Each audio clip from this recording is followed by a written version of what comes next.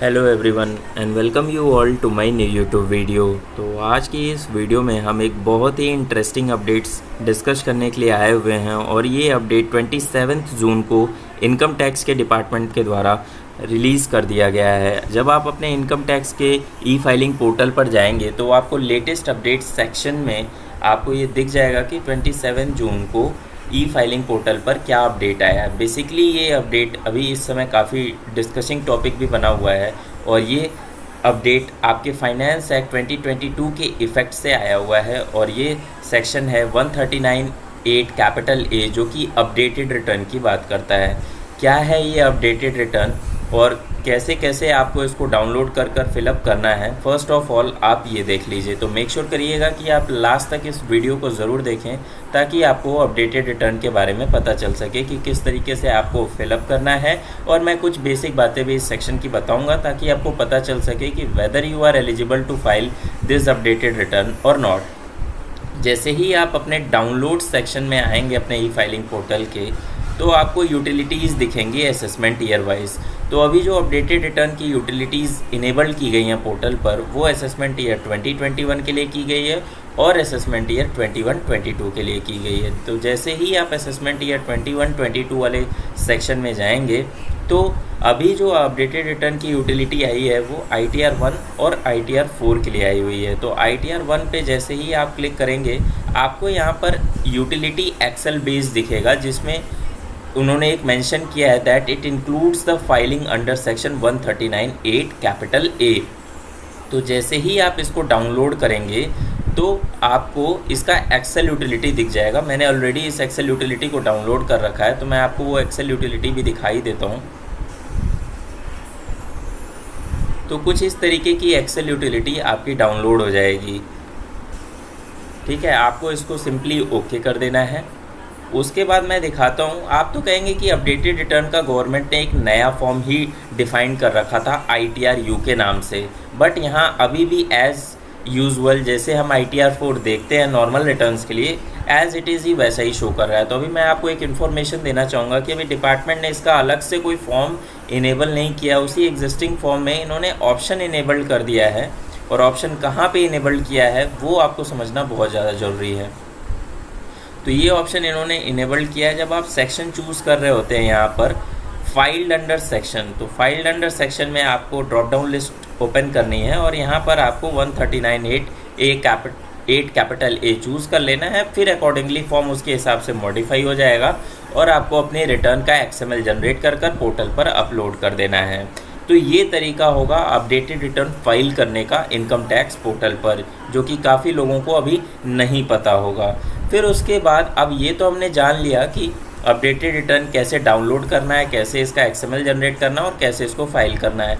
आपको मैंने बोला था कि ITR 4 के लिए भी इनेबल्ड कर दिया है। तो जैसे ही आप देखेंगे इसकी भी यूटिलिटी एक्सेल बेस्ड मिल गई है and it also includes filing under section 8 capital A.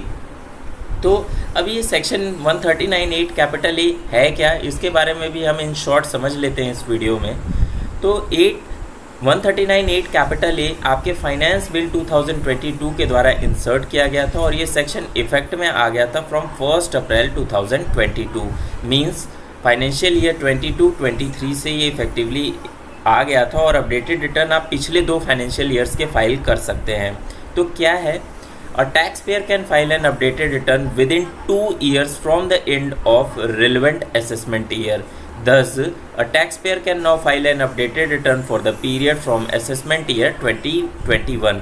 Reason of mentioning 2021 is because this section is being applicable from 1st April 2022 and the time limit to file the updated return is 2 years from the end of relevant assessment year. But the important point which every taxpayers have to note is that to file an updated return, the taxpayer has to meet the below mentioned conditions. Very important point, सब लोग इसको ignore कर रहे हैं। आप जब तक ये कंडीशन फुलफिल नहीं करेंगे आप अपडेटेड रिटर्न का बेनिफिट अवेल नहीं कर पाएंगे। First condition, the updated return can be filed only if the taxpayer has to disclose any additional income, mark my words, additional income which was missed or omitted earlier and pay the additional tax thereon, means आपको कुछ न कुछ additional tax पे करना है। कितना additional tax पे करना है ये भी इस सेक्शन में मेंशन्ड है। Updated return can not be filed to reduce any income, mark my words, to reduce any income और रिपोर्ट लॉस और इंक्रीज द लॉस और thereby resulting in reduction of total tax liability और increase in tax refund। ऐसी कोई भी return file नहीं कर पाएंगे जिससे सरकार को नुकसान हो इन crux. The option of updated return can be opted only once in an assessment year। अब आपको मैं बताता हूँ कि आपको एडिशनल टैक्स कितना पे कर चलना है। If the updated return is being filed within 12 months from the end of the relevant assessment year, then an additional tax of 25% and the interest thereon the tax shall be payable.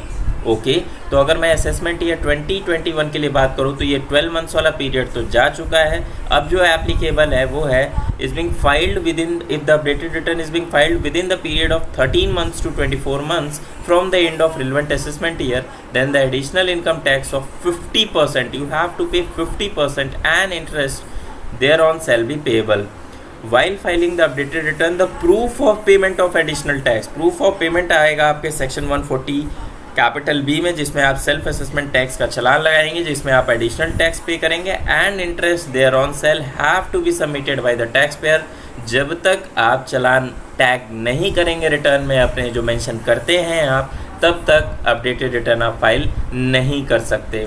तो ये कुछ important points थे section के जो आपको समझना बहुत ज़्यादा ज़रूरी था। तो मैंने सोचा आप सबसे इस अपडेट के बारे में शेयर कर दिया जाए। तो आप सभी से रिक्वेस्ट है कि इस वीडियो को ज़्यादा से ज़्यादा शेयर करिए ताकि जो भी मिसकंसेप्शंस इस अपडेट के बारे में मार्केट में फैल रखा है वो दूर हो सके। और मेक श्योर करिएगा कि अगर आप फर्स्ट टाइम विजिटर हैं तो मेरे चैनल को सब्सक्राइब कर दीजिएगा और इस वीडियो को लाइक कर दीजिएगा ताकि इस तरीके की रिलेवेंट अपडेट्स आपके पास रेगुलर इंटरवल्स पर आती रहें। मिलते हैं अपने नेक्स्ट वीडियो में, अभी के लिए फ़िलहाल बाय बाय।